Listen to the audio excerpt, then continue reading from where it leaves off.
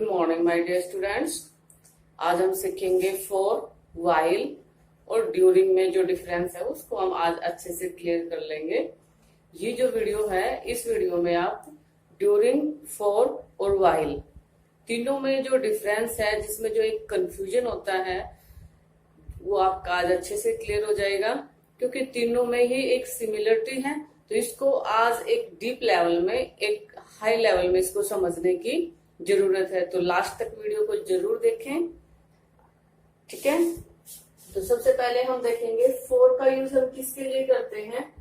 सबसे पहले ध्यान रखेंगे कि जो फोर है प्लस पीरियड ऑफ टाइम, यानी कि जब हम फोर का यूज करते हैं तो वहां पे हम पीरियड ऑफ टाइम लगता है हमेशा।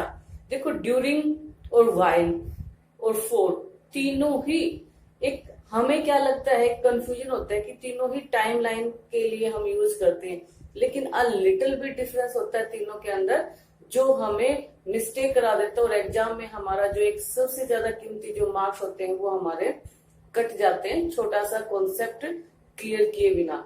तो आज हम वो कॉन्सेप्ट अपना अच्छे से क्लियर करेंगे।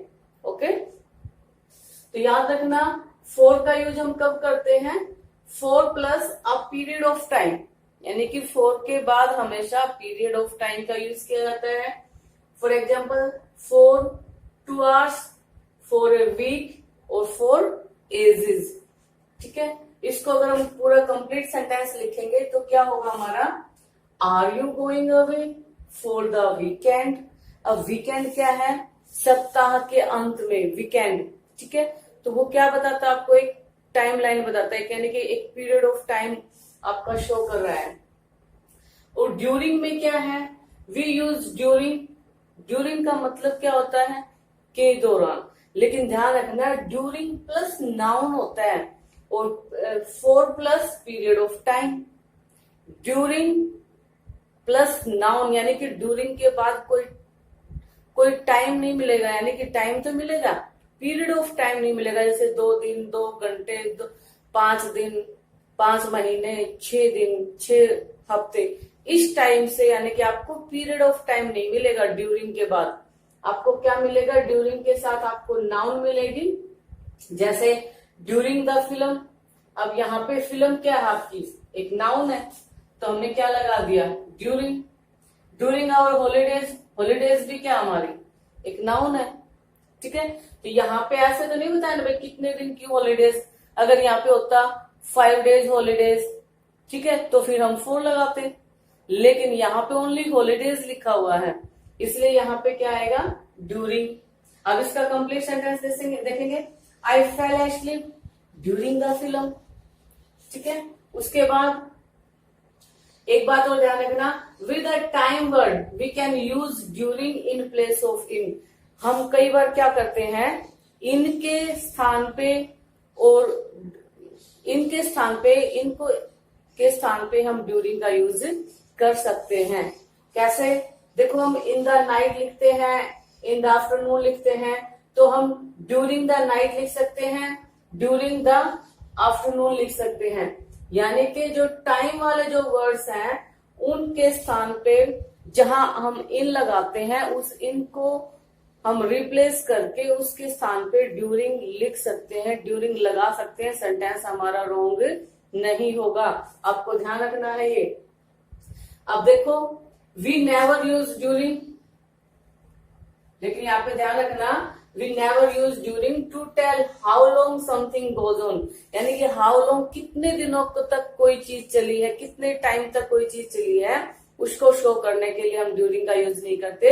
ड्यूरिंग का यूज हम कब करते हैं, यानी कि हमारा पीरियड ऑफ टाइम के लिए हम 4 लगाते हैं, लेकिन ड्यूरिंग में क्या होता है, एक नाउन होता है, वो कुछ टाइम बताता है, लेकिन वो ये नहीं बताता कि कितने दिनों तक वो काम हुआ है, कितना टाइम, यानी कि उसका पीरियड, उसकी अवधि नहीं बताएगा वो।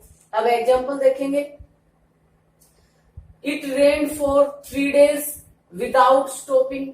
अब यहाँ पे 3 डेज आ गया है, अगर हम ड्यूरिंग 3 डेज लिखेंगे तो सेंटेंस हमारा रॉन्ग हो जाएगा।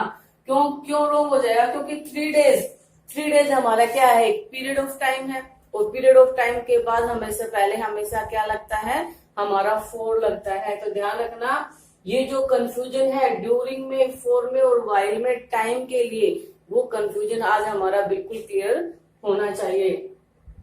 उसके बाद विदाउट स्टॉपिंग, अब यहाँ पे हम नोट ड्यूरिंग 3 days यानी कि ड्यूरिंग 3 days नहीं लिख सकते। क्यों नहीं लिख सकते, अब आपको क्लियर हो गया होगा कि ड्यूरिंग लगाएंगे तो उसके साथ हम जो है पीरियड ऑफ टाइम यूज नहीं होता। 3 days, 2 days, 5 days, 1 month, 2 months, 3 months, ये सब क्या है आपके पीरियड ऑफ टाइम को शो करते हैं। ठीक है, आई थिंक अब आपको अच्छे से क्लियर होगा। अब बात आती है वाइल की। वाइल हम कब यूज करते हैं? वाइल का अगर स्ट्रक्चर, ओनली स्ट्रक्चर समझ लेना, वाइल आपका क्लियर हो जाएगा। याद रखना, वाइल के बाद पहले सब, वाइल के जस्ट आफ्टर सब्जेक्ट यूज किया जाता है और उसके बाद वर्ब लगती है। यदि सब्जेक्ट आप यूज कर रहे हो और उसके बाद आप वर्ब भी यूज करो तो याद रखना फिर वहां पे फॉर और ड्यूरिंग को छोड़ के आपको वाइल को यूज करना है। एग्जाम्पल देखेंगे, ये देखो वाइल कहता है you were out, we use while plus subject plus verb, यानी कि वाइल के बाद हमेशा वाइल के जस्ट आफ्टर सब्जेक्ट यूज किया जाता है और उसके बाद वर्ब लगती है। जैसे आई फेल एस्लीप, मैं सो गया while I was watching TV या टेलीविजन। तो यानी कि while I was watching television, तो आई वाइल के जस्ट आफ्टर सब्जेक्ट, उसके बाद वॉज वॉचिंग, तो ये क्या हो गया हमारी वर्ब हो गई है। तो इस प्रकार से हमने क्या देखा, वाइल के just after we always use subject and verb. ठीक है, यानी कि सब्जेक्ट एंड वर्ब आप यूज करो और उससे पहले आपको कोई फिल इन द ब्लैंक्स मिला हुआ है और आपको उसमें ऑप्शन में मिले हुए हैं फॉर, वाइल और ड्यूरिंग, तो आंख बंद करके आप वहां पे वाइल यूज कर सकते हो। यदि ये कॉन्सेप्ट आपको पता है तो ये आपके लिए बहुत ज्यादा हेल्पफुल हो जाएगी, तो इसको अपना ध्यान रखना और नोट कर लेना। उसके बाद देखो वाइल यू वर आउट, जब तुम बाहर थे, there was a phone call for you, यानी कि वाइल यू वर आउट। अब यहां भी देखो वाइल का यूज हुआ है, यहाँ पे यू क्या होगा आपका सब्जेक्ट हो गया है, फिर वर आपकी वर्ब, आउट। ठीक है, तो इस प्रकार से हमने क्या क्या देखा कि वाइल के just after we always use subject and verb. लेकिन इसमें एक बात ध्यान रखना, नोट करके बोलते हैं कि when you talk about the future, यानी कि जब आप फ्यूचर की बात करते हो और वाइल का आपने यूज किया है तो कभी भी फ्यूचर टेंस यूज नहीं करना, वहां पे आपको प्रेजेंट टेंस यूज करना होता है। और जो कॉम्पिटिटिव एग्जाम्स होते हैं उसमें इस टाइप की मिस्टेक्स दी जाती है और आपको उसको करेक्ट करने के लिए बोला जाता है। तो आपको ध्यान रखना है, जहां वाइल यूज होता है और फ्यूचर की प्लानिंग होती है तो आप वहां पे प्रेजेंट टेंस का यूज करते हैं, शैल या विल का यूज आप नहीं करते हैं। ये बात आपने वाइल से रिलेटेड आपको ध्यान में रखनी है। क्या ध्यान में रखना है, कहता है देखो when you talk about the future, जब आप फ्यूचर की बात करते हो, use present tense after while, तो वाइल के बाद आपको प्रेजेंट टेंस यूज करना है। देखो एग्जाम्पल देखेंगे, what are you going to do, भाई तुम क्या करने जा रहे हो। वाइल जब यू आर वेटिंग, जब तुम इंतजार करोगे तो तब तुम क्या करोगे, तो वाइल यू आर वेटिंग, तो आर यूज कर दिया, मतलब हमने प्रेजेंट टेंस में यूज किया इसको। हम while you will be waiting नहीं लिखेंगे। ध्यान रखना, जब हम फ्यूचर की बात करते हैं हमने वाइल का यूज किया है तो हम प्रेजेंट टेंस का यूज करते हैं, शैल और विल कभी यूज नहीं करते। तो एक बार फिर से देख लेते हैं, बिल्कुल नट शेल में देखते हैं। फॉर का यूज पीरियड ऑफ टाइम के लिए, यानी कि फॉर के बाद क्या मिलेगा आपको, पीरियड ऑफ टाइम मिलेगा। उसके बाद ड्यूरिंग के बाद आपको क्या मिलेगा, नाउन होगी। ठीक है, पीरियड ऑफ टाइम नहीं होगा। ठीक है, उसके बाद वाइल में आपको क्या मिलेगा, वाइल के जस्ट आफ्टर सब्जेक्ट होगा और फिर आपका वर्ब होगी।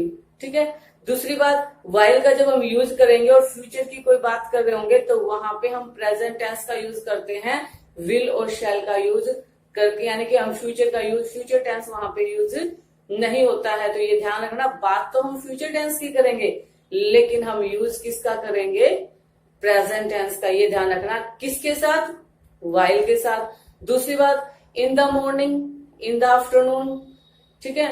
इस टाइप से जब हम वर्ड लिखते हैं तो इनको हम रिप्लेस कर सकते हैं किसके साथ, ड्यूरिंग के साथ।